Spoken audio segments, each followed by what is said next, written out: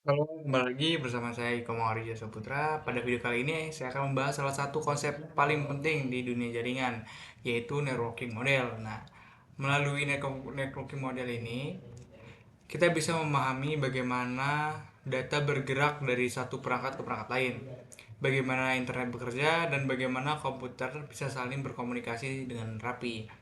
Nah, yang pertama, apa itu networking model? Nah, sebelum masuk lebih jauh, kita perlu tahu nih dulu nih, apa itu networking model. Networking model adalah kerangka atau panduan yang menjelaskan bagaimana proses komunikasi data terjadi di sebuah jaringan.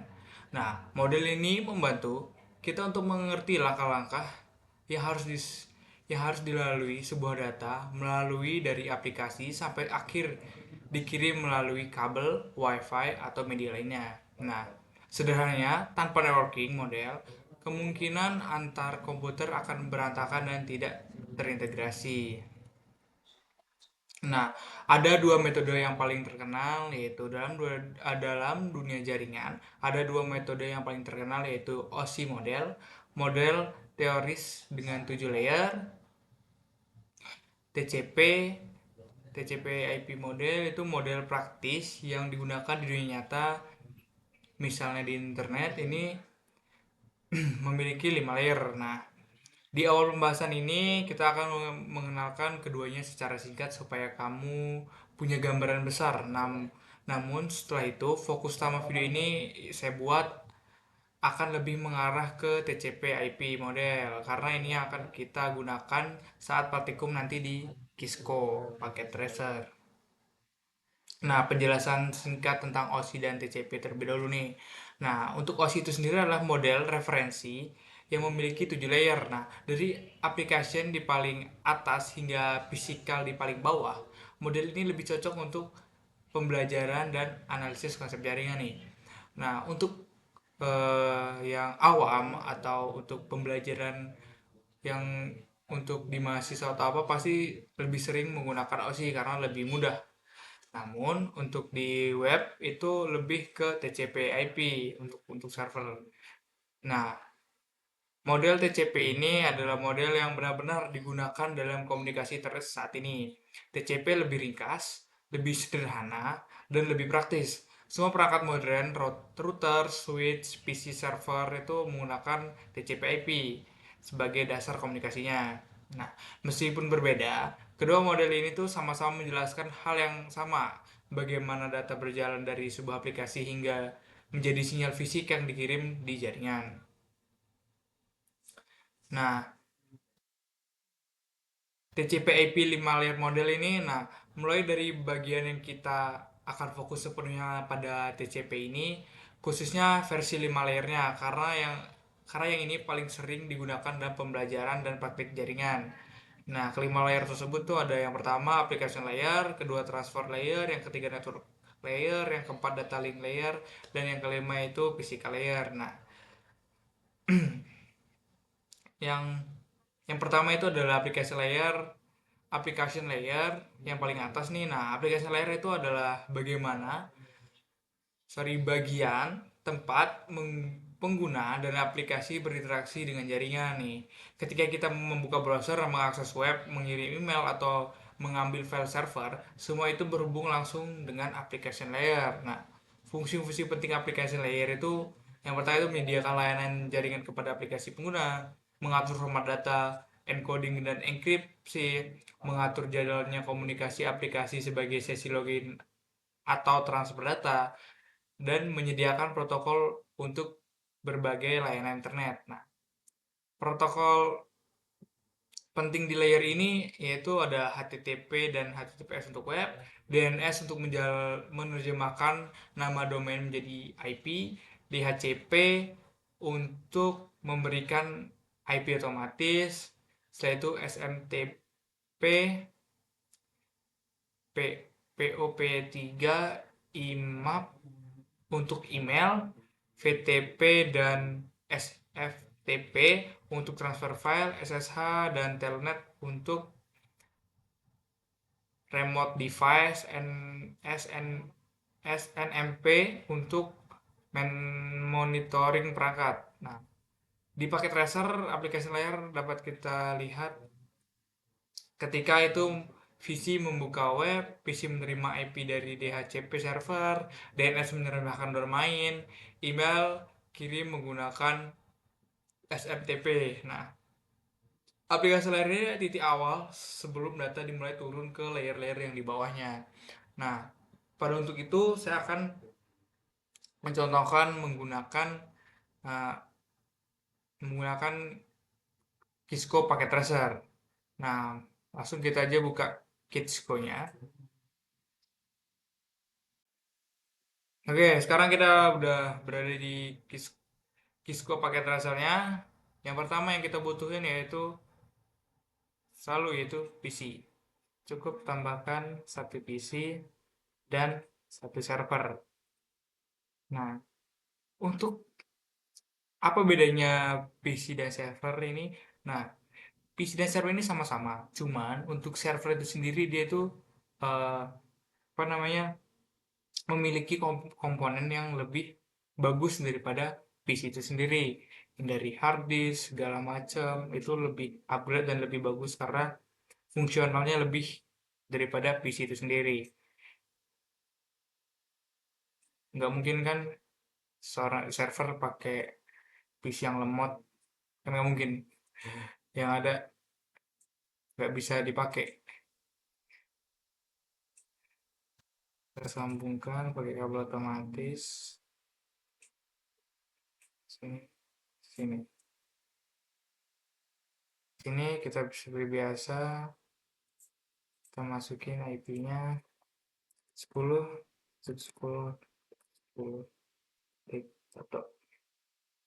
Oke, subnet connect otomatis saja. Oke, kita sini juga buat interface-nya 10, 10 titik 10, 10 titik 2. Terminasnya kita otomatis saja. Nah, kita tes ping dulu. Nah, dari video sebelumnya kan kita udah coba tes ping tuh. Apa itu tes ping? Tes ping itu untuk mengecek apakah PC ini sudah berintegrasi 10, 10, 10.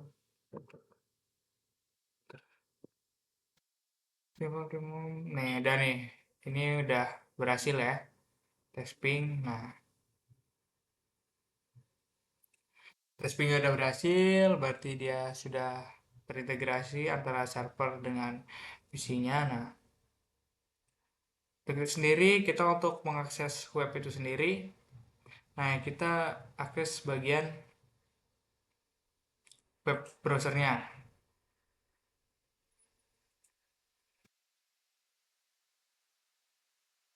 Nah, di sini bagian service-nya kita bagian HTTP kita sudah on, default-nya sudah on, HTTPS default sudah on. Nah, di sini kita nanti akan mengakses di bagian web ini. Nanti dia bakal muncul Kisco pakai tracer. Kita ganti aja. Halo, selamat selamat datang. Ini bebas ya, karena ini cuma HTML. Jadi kalian bisa bebas suka kalian. Yaitu kita akses di PC-nya, kita ketik nih IP dari servernya tadi. Nah, langsung kita go. Nah, muncul, halo selamat datang. Nah, di sini kita sudah berhasil untuk mengakses web tersebut atau server yang kita mau akses tadi. Nah, seperti itu. Nah, jadi sudah jelaskan dari praktek dan penjelasan yang saya ucapkan tadi. Jadi kita langsung lanjut ke materi yang selanjutnya. Nah, selanjutnya adalah transport layer, yaitu mengatur pengiriman end to end. Nah, transport layer bertugas mengatur bagaimana data dikirim antar perangkat secara end to end.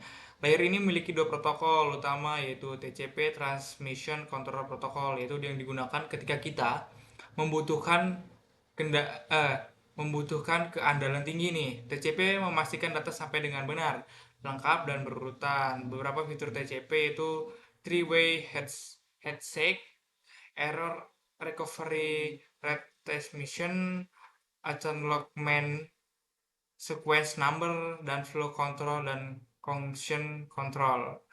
Nah, dipakai oleh HTTPS, email, file transfer. Yaitu ada UDP, yaitu User Data Protocol. Yang kedua, lebih cepat, tetapi tanpa jaminan pengirim digunakan untuk aplikasi membutuhkan kecepatan. Nah, ada voice call, video streaming, DNS query, cepat dan ringan. Nah, yang selanjutnya itu adalah kita membahas network layer, IP addressing dan routing. Nah, network layer menjawab dua pertanyaan penting: alamat tujuan kemana, lewat jalur mana yang paket harus dikirim. Fungsi utama network layer ini mengatur IP address, menentukan rute lewat router.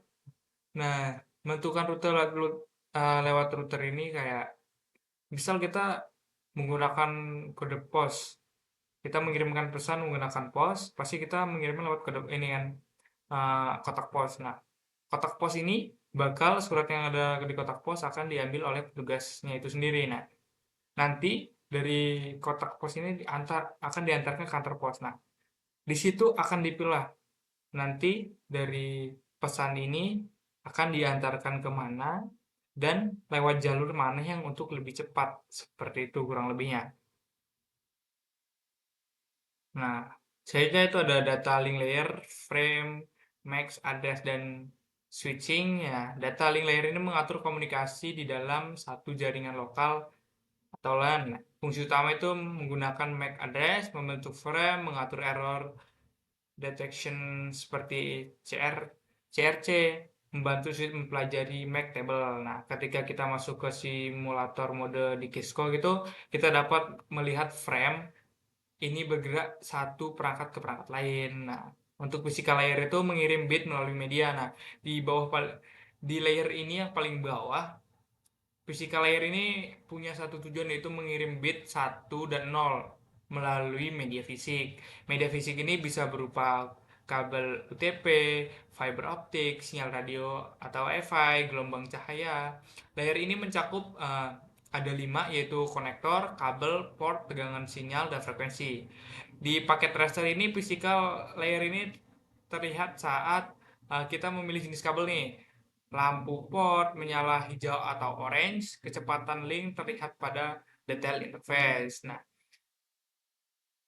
Nah, untuk selanjutnya itu ada encapsulation dan decapsulation. Nah, data tidak langsung dikirim ke jaringan begitu saja. Data dibungkus oleh setiap layer dengan header tertentu, seperti ini disebut encapsulation. Urutannya itu ada application, transport, network, data link, physical. Nah, di sisi penerima, data dikembalikan layer demi layer, disebut decapsulation.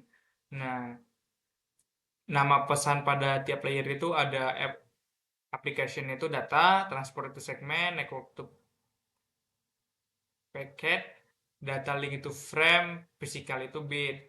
Nah, hubungan TCP IP dan OSI ini, walaupun TCP IP dan di, eh, walaupun TCP IP ini sering dipakai di dunia nyata, OSI tetap menjadi panduan untuk memahami konsep jaringan secara detail. Perbandingannya itu TCP IP memiliki 5 layer, OSI memiliki 7 layer. Sebagian besar layer OSI ini digabung dalam application layer TCP IP. TCP IP ini lebih praktis, OSI ini teorinya dan teori dan pembelajarannya gitu. Nah, itulah penjelasan lengkap tentang networking, model, dan pemetaan TCP IP 5 layer. Dengan memahami teori ini, uh, kalian nih yang menonton ini lebih mudah saat melakukan praktik menggunakan Cisco Packet Tracer melalui mengatur IP, menjalankan DHCP, DNS routing, sampai monitoring data yang sedang bergerak. Mungkin cukup sekian dari video saya. Apabila ada salah kata, saya mohon maaf. Tutup, sekian, dan terima kasih. Tunggu video selanjutnya dari saya.